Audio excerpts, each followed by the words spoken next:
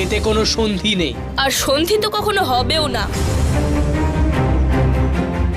কারণ যেইভাবে তোমরা সবাই মিলে আমাদের মায়ের ওপর লাঞ্ছনা লাগিয়েছিলে, তারপরে আমাদের পক্ষেও তোমাদের ক্ষমা করে দিয়ে সন্ধি করা খুবই কঠিন। এটা তো আমাদের মায়ের মহানুভবতা, যিনি তোমাদের সবাইকে ক্ষমা করে দিয়েছেন।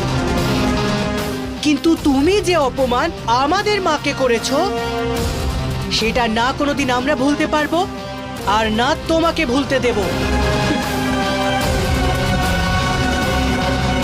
তোমাদের দুজনের এই কথা শুনে মনে একটা অদ্ভুত শান্তি পেলাম, কারণ বনদেবীর আদেশ অনুসারে তোমাদের দুজনের সাথে সন্ধির জন্য একটা পদক্ষেপ নেওয়া আমার জন্য দুষ্কর ছিল। এখন তোমরা যত ইচ্ছে তত সময় নাও, এই বস্ত্রগুলো ধুয়ে শোকানোর কার্যটা পূর্ণ করো। কিন্তু একা। একা কাজ করার অভ্যাস আছে আমাদের। আর পরিশ্রম করার জন্য আমাদের কোনো লজ্জা হয় না। চলো তোমরা সবাই।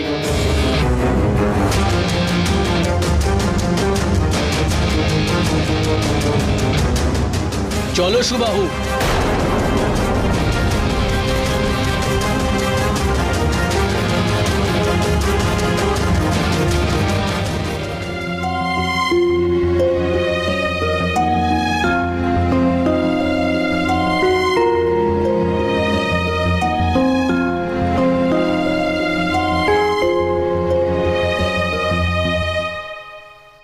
মাতা, প্রদীপ জ্বালানো আশ্রমের একটা অন্যরকম কাজ।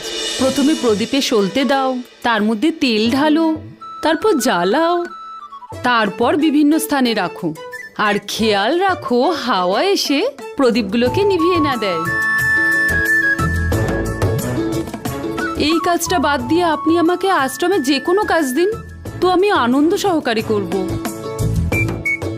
এমনই কিছু একটা বলেছিলে না ধীরা? এর থেকে তো এটা স্পষ্ট বুঝতে পারছি তুমি তো এখানে আমাকে সাহায্য করতে অবশ্যই আসোনি, তাই না? হ্যাঁ মা, ঠিক বলেছেন আপনি।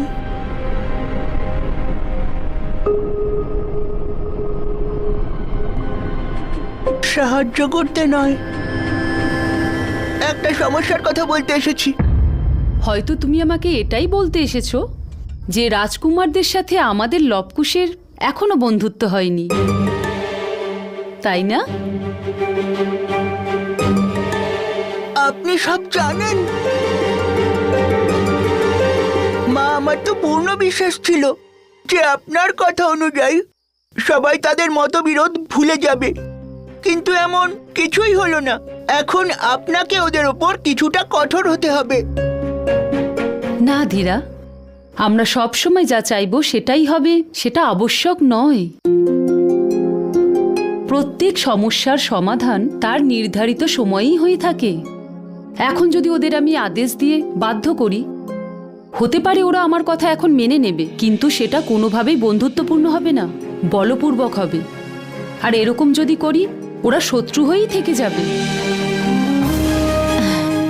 যখন দুই পক্ষের মধ্যে দ্বন্দ্ব দেখা দেয়, তখন তৃতীয় পক্ষ তাদের দ্বন্দ্ব মেটাতে পারে না। এই সমস্যার সমাধান নিজেদেরই করতে হয়। একটু সময় দাও, আমার সম্পূর্ণ বিশ্বাস আছে ওদের মধ্যে বন্ধুত্ব হবে, নিজেদের ইচ্ছাতে। শাস্ত্র হলো এক শক্তি, সেই জন্য এর সাথে সাথে বিবেকের পরিচয় দেওয়াটাও অতি আবশ্যক। মনে রাখবে, অস্ত্র দুটো কারণে ব্যবহার করা উচিত। প্রথমত, অন্যদের অন্যায়ের বিরুদ্ধে রুখে দাঁড়ানো, আর দ্বিতীয়ত, দুর্বল মানুষদের সাহায্য করার জন্য। তোমরা তো সব কিছুই জানো যে তোমাদের কি করতে হবে। চলো শুরু করা যাক।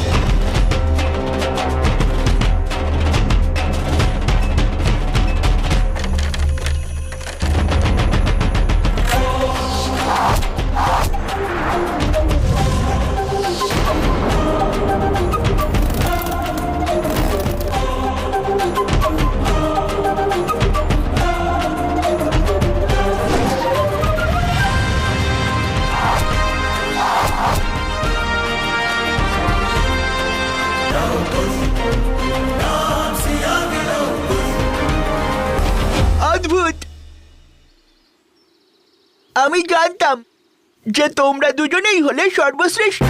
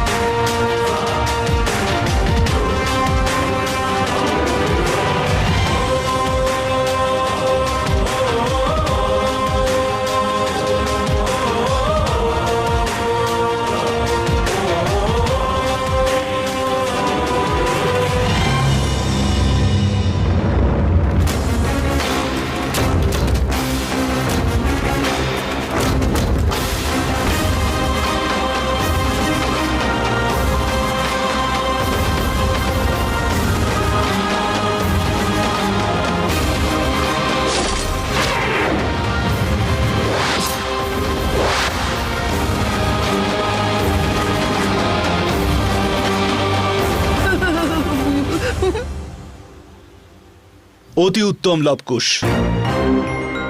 গতবারের অভ্যাস আর আজকের অভ্যাসের মধ্যে আকাশ পাতাল তফাৎ রয়েছে। আজ তোমরা তোমাদের একাগ্রতাকে তুলে ধরলে, তাই আজ লবকুশের থেকে সবাই এটাই শিক্ষা পেল, যদি একাগ্রচিত্ত হয়ে শাস্ত্রের সন্ধান করো তো কখনোই কোনো প্রতিদ্বন্দ্বী তোমাদেরকে পরাস্ত করতে পারবে না। হ্যাঁ গুরুদেব, বুঝতে পেরেছি। তাহলে তুমি বুঝতে পেরেছো কুমার পুষ্কর?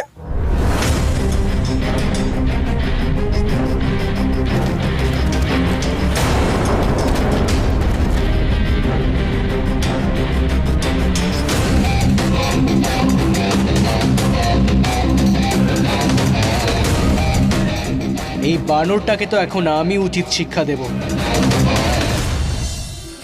ওম ওম ওম। তোমরা সবাই মন দিয়ে শোনো। আমি তোমাদেরকে বলেছিলাম যে অস্ত্র শুধু ধর্মকে রক্ষা করার জন্যই তোলা উচিত। এবার তোমরা সবাই ভালো করে দেখো, এখানে একটা যজ্ঞ চলছে, কিন্তু এই বনের মধ্যে থাকা পশু পাখি ছাড়াও আরো অনেক বাধা রয়েছে যজ্ঞে বিঘ্ন ঘটানোর জন্য। এবার তোমাদেরকে এটা দেখতে হবে, এখানে যাই হয়ে যাক না কেন এই যজ্ঞে কোনো বিঘ্ন যেন না ঘটে। হ্যাঁ, অবশ্যই।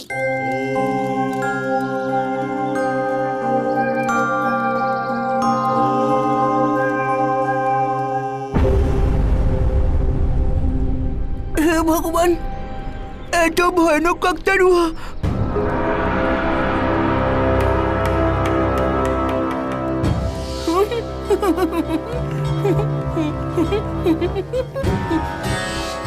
আমার সাথে মজা করে হাসছিলে, এবার তার পরিণাম ভোগ করার সময় এসে গেছে।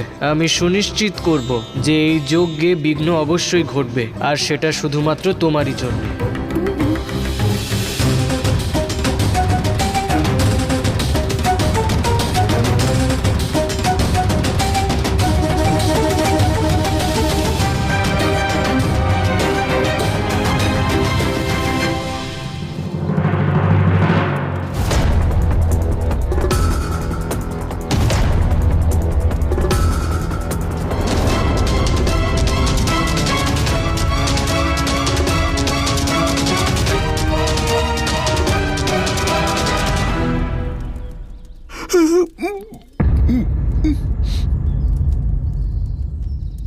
পুষ্কর, কি করার চেষ্টা করছিলে তুমি?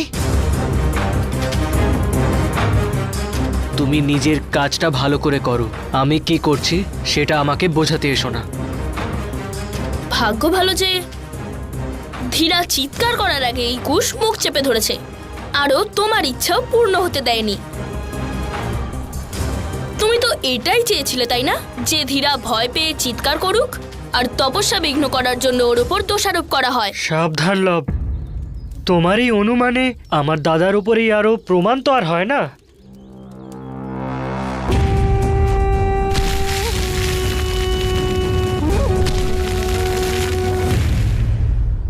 আচ্ছা, তাহলে এটা বলো, ও এখানে এই জিনিসটা নিয়ে কি করছে? আমি ভাবলাম যে এই সময়ে ওই গাছে থাকা সমস্ত পশু পাখিকে ভয় দেখিয়ে তাড়াতে পারবো। যারা এই যজ্ঞে বিঘ্ন ঘটাতে পারে।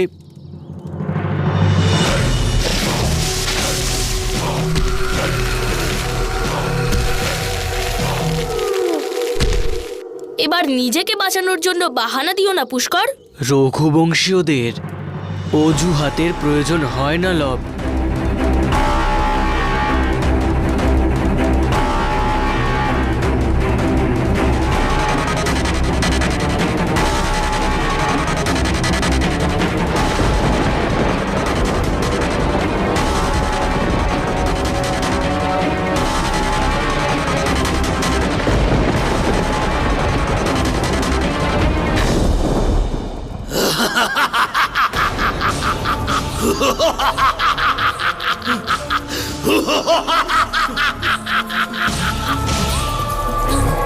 তোমরা ঋষিরা আমাদের মতো অসুরদের শক্তিকে দুর্বল করার জন্য যজ্ঞ করো, তাই না? কিন্তু এখন থেকে এটা আর হবে না, কারণ আমি শুধু যজ্ঞই নয়, তোমাদের সবাইকে শেষ করে দেবো আমি। পালাও পালাও, প্রাণ বাঁচাও। কিন্তু যজ্ঞ তো এখনো শেষ হয়নি ঋষিবর। যজ্ঞ তো ভঙ্গ হয়েই গেছে। এখন না পালালে তাহলে এই রাক্ষস আমাদের সবাইকে শেষ করে দেবে। দেখলে, নিজেদের মধ্যে ঝগড়া করতে গিয়ে যে দায়িত্ব দেওয়া হয়েছে সেটাই পালন করতে পারলাম না। এই সব কিছু কুশের জন্য হয়েছে। না ও আমার এই কাজের মধ্যে হস্তক্ষেপ করতো, আর না এই ঝগড়ার সৃষ্টি হতো। নিঃসন্দেহে এই সব হতো না যদি তুমি আমাদের ধীরার সাথে এই দুর্ব্যবহার না করতে।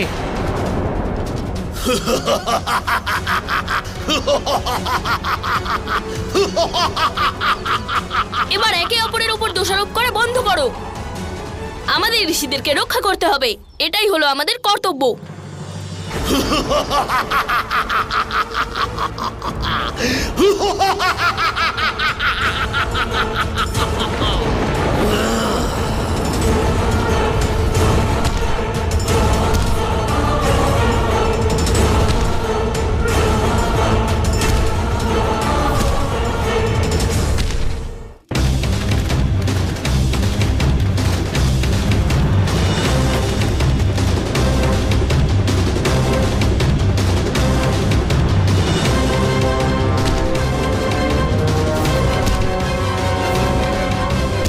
এই অসুর কি বিশাল!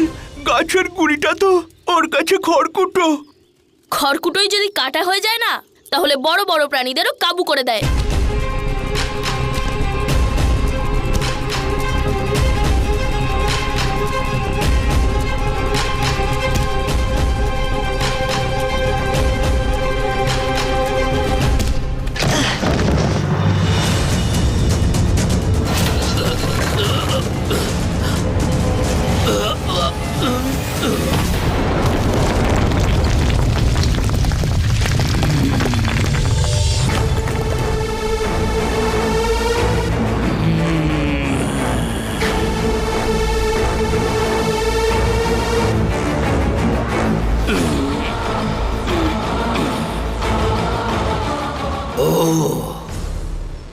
এবার বালকেরা লগ্নাসুরকে আটকাবে। সরে যাও আমার পথ থেকে, না হলে এমন ভাবে পিষে মারবো যেভাবে হাতি তার পা দিয়ে পিষে মারে পিঁপড়েকে। একটা পিঁপড়ে যদি হাতির সুরে ঢুকে পড়ে না, তখন তাকে পাগল করে দেয় লবণাসুর। এই জন্য যদি নিজের ভালো চাও না, তাহলে ফিরে যাও এখান থেকে, কারণ আমাদের গুরুদেবের আদেশ, এই আশ্রমকে রক্ষা করব আমরা।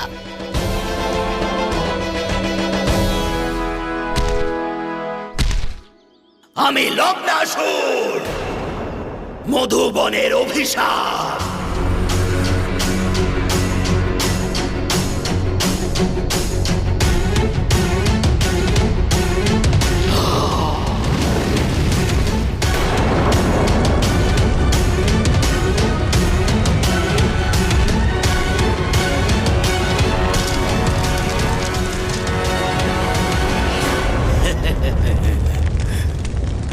এবার সরে যাও আমার পথ থেকে, না হলে তোমাদের ভস্ম করে দেব।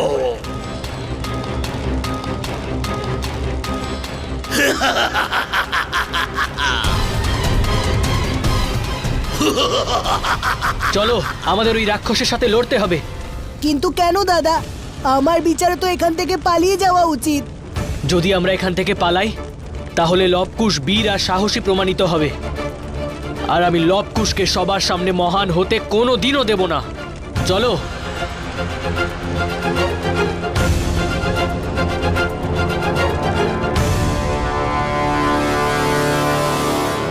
লবণাসুর, হয়তো তোমার এই বিশাল শক্তি তোমার শোনার ক্ষমতাটাকে কমিয়ে দিয়েছে, তাই হয়তো তুমি লবের কথাটা শুনতে পাওনি। আমরা এখানে আমাদের গুরুদেবের আজ্ঞা পালন করছি, আর সংসারের কোনো শক্তি আমাদের কর্তব্য পালন করার থেকে আমাদের আটকাতে পারবে না।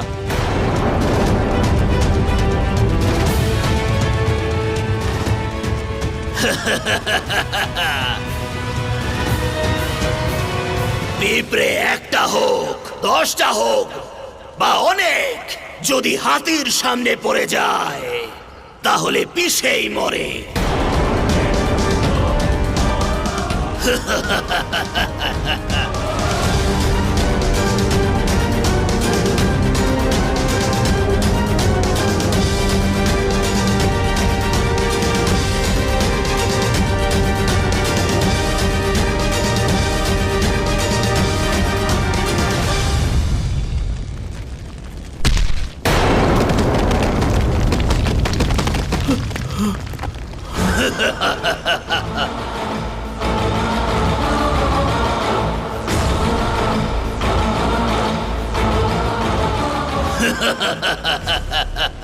মনে হচ্ছে যেন আমাদের অন্ত নিকটে।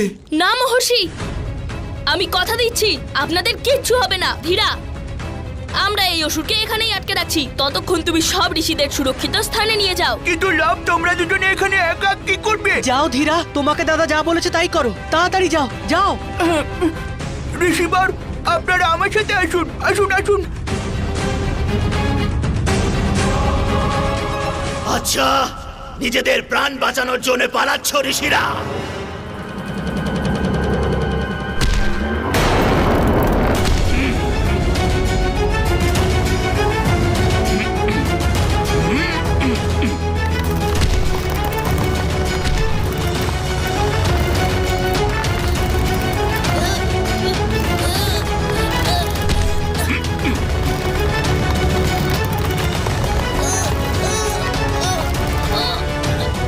মূর্খ বালকেরা,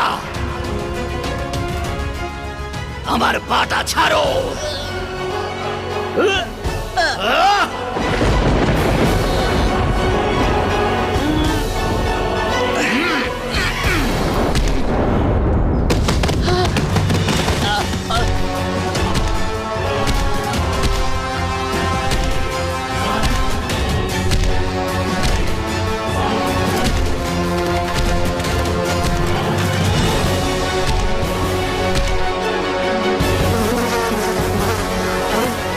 কুশ, এই বনকে মধুবন বলা হয় তাই না? আর এই নামের পেছনে নিশ্চয়ই কোনো কারণ আছে। হ্যাঁ, কারণ এখানে এই বনে প্রচুর পরিমাণে মৌমাছি রয়েছে। তাহলে বুঝেছো তো কি করতে হবে?